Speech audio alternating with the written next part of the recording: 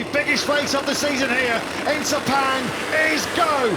Great start from pole position, electric start from Jorge Martin. And there Bastianini away slowly from second on the grid. Marc Marquez immediately slots himself up into second. And look at Bagnaia. He's up to Superb second. start, Pecco Bagnaia on the inside of Marc Marquez. Up into second place, the dream start for Pecco Bagnaia. Could not have scripted any better. The fairy tale first two corners, he's second. Quartararo's not had a bad start either. I think he's up in sixth behind his teammate Frankie Morbidelli. Aleix Espargaro, the big loser out of the World Championship contenders. He's somewhere roughly around where he started, but it's Martin from Bagnaia and Bastianini, followed by Marquez and Quartararo just behind his teammate Morbidelli.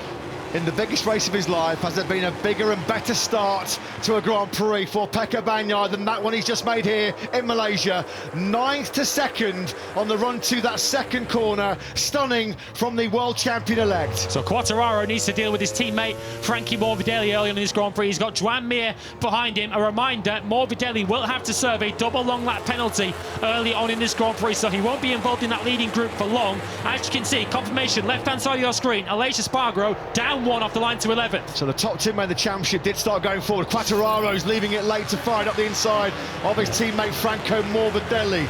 I wonder if Morbidelli might have just eased alongside there, not to disturb or bother Morbidelli. He loses another place there to Joan Mir. So our top two men in the championship have made progress forwards, not more so than Bagnaia, 9th to 2nd.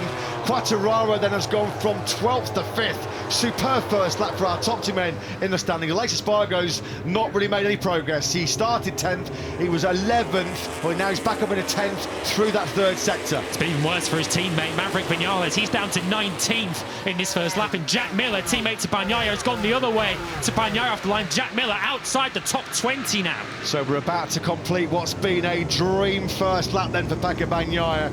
He could not have scripted this any better when he went to bed in the nearby hotel at the Kuala Lumpur International Airport last night. He'll come over the line at the end of the first lap in second place. Jorge Martin, that it is your early race leader.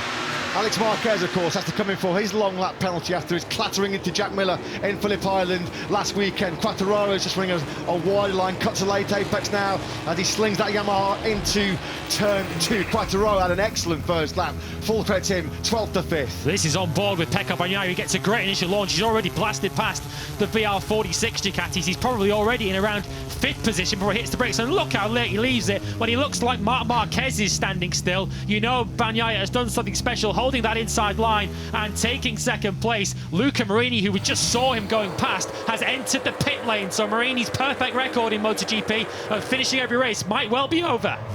Pecco Bagnaia, that was like he was playing a video game, wasn't it? That start, really breathtaking stuff from him. Martin then just starting to open up a bit of an advantage at the front of this Grand Prix, and Bagnaia coming under big pressure here early on from his future factory Ducati teammate Enea Bastianini. Is Bastianini going to be close enough to attack him on the brakes into turn 9? It's got to be a risk-free move.